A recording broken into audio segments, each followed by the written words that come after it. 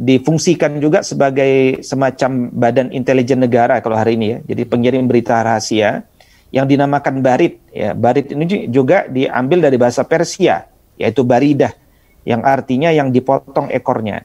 Karena kebiasaan orang-orang Persia memotong ekor kuda yang dipergunakan sebagai barid, yaitu pengirim berita rahasia, agar dia berbeda dari kuda tunggangan yang lain. Gitu.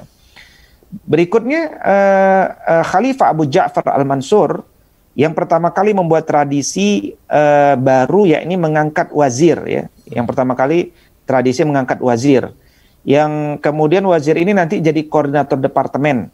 Dan wazir pertama yang diangkat oleh Khalifah Abu Ja'far Al-Mansur diangkat dari Persia, yaitu bernama Khalid bin Barmak. Ya, Khalid bin Barmak. Berikutnya, ya, pengaruh Islam pada Persia, bahasa Arab masuk ke dalam sebagian bahasa Persia. Bahkan dipakai oleh beberapa penyair seperti Jarir dan Farazdik. Ya, orang-orang Persia pun banyak membuat puji-pujian, sanjungan, dan celaan menggunakan kosakata-kosakata baru dari bahasa Arab, gitu ya. Kemudian praktek pengkajian ilmu kedokteran yang tadi sudah sangat berkembang, ya, di mana dahulu juga menggunakan satir-satir, ya. Jadi satir-satir ini dijelaskan oleh Dr. Ja'far Khadim Yamani, itu adalah penggunaan orang-orang, ya, untuk tes pengobatan, ya. Tetapi sebelum dites ke orang relawan ini, dites dulu kepada hewan. Nah, di masa ketika Islam masuk, maka penggunaan satir-satir ini akhirnya diatur secara Islami. Seperti misalkan dilarang menyakiti satir, dilarang berbuat kasar. Bahkan mereka pun nanti dibayar mahal karena telah bersedia untuk menjadi satir, ya, dalam pengobatan. Berikutnya juga dari buku From Zoroaster to Omar Khayyam, ya, Abu Ya'qub Al-Kindi kita kenal adalah seorang filosof Muslim, ya, paling sistematis pertama, ya, tetapi dia seorang Arab, ya. Namun murid-muridnya banyak dari Persia dan pemikiran Al-Kindi ini akhirnya banyak mewarnai pemikiran filosof dari Persia seperti Ahmad Ibn Thayyib Sarakhsi dan Abu Zaid Balkhi, gitu ya. Berikutnya kemudian dalam buku Iran in World History karya Richard Foltz, dia mengingatkan kepada kita bahwa jangan lupa bahwa Imam Al-Bukhari, Imam Muslim, ya, Imam Al-Bukhari ini sebenarnya bangsa Persia meskipun lahir di Bukhara, ya. Sementara Imam Muslim ini adalah dari Naisabur, ya, Iran, ya. Jadi Persia juga, gitu. Jadi bagaimana dua tokoh ini berpengaruh dalam pengembangan kodifikasi Islam, ya, kodifikasi hadis, ya. Berikutnya yaitu bagaimana dengan Junisapur yang tadi kita sempat singgung sebelum peperangan, ya, pasca ekspansi seperti apa. Jadi ketika Junisapur menyerah pada Islam pada 636 Masehi, universitasnya itu tetap dibiarkan hidup.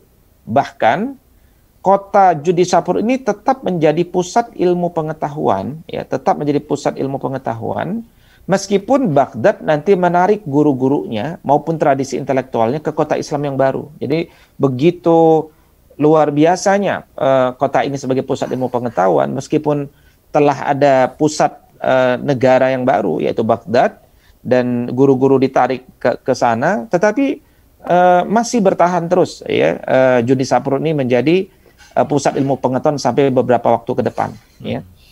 Dan kemudian terkait rumah sakit di Junisapur yang terkenal ini, rumah sakit di sini pun akhirnya tetap menjadi model dalam abad-abad selanjutnya di seluruh kekhalifahan Islam. Dan sekolah kedokteran itu masih terus hidup sampai abad ke-10. Ya, Jurjis Ibn Bakhtisu, ya, yang merupakan kepala rumah sakit dan keturunannya itu nanti dikenal karena mereka dan keluarga ini betul-betul menjaga tradisi kedokteran yang cemerlang, meskipun nanti dipindahkan ke Baghdad sampai 2,5 abad berikutnya. Jadi apa tradisi-tradisi baik yang ada di Junisapur dalam pengelolaan kedokteran itu dilanjutkan, gitu ya. Begitu berikutnya ada satu karya ya yang dikenal, yaitu Kalila and Dimna. Ini sebenarnya kan karya sastra dan etika Hindu nih. Ya, kalau diterjemahkan di bahasa Inggris, The Fables of Bedpay. Nah, ini akhirnya diterjemahkan ke bahasa Arab ya menjadi Kalila wa Dimna. Sebelumnya diterjemahkan dari bahasa Indo ke Persia, kemudian dari bahasa Persia diterjemahkan ke bahasa Arab ya.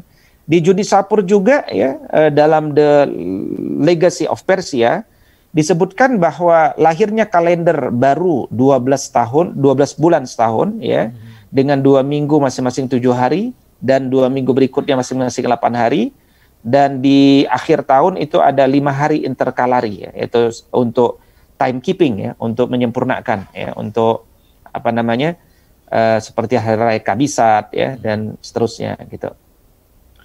Nah, berikutnya terjadi penerjemahan ke bahasa Arab dari bahasa Persia ya, secara besar-besaran ya. Jadi karya-karya Persia, jadi dulu karya-karya seperti karya-karya Almages yang ditulis oleh Ptolemy diterjemahkan ke bahasa Persia. Dari bahasa Persia nanti diterjemahkan lagi ke bahasa Arab ya, jadi cukup banyak terjadi penerjemahan di masa ini ya. Di antara yang bisa saya list di sini yaitu Abu Zakaria Yohanna ibn Musa. Ini dokter Judisapur yang dia memang melakukan penerjemahan penting ya sebagai kepala Darul Hikmah. Ada Rabban At-Tabari, yaitu atau Sahal At-Tabari. Ini menerjemahkan Al-Mages pertama kalinya ke dalam bahasa Arab ya. Jadi Al-Mages ini bahasa Arabnya sebenarnya Kitab Al-Mijisti ya. Dia semacam satu buku besar yang merupakan mengandung risalah di bidang astronomi ya, tentang gerakan bintang, lintasan planet.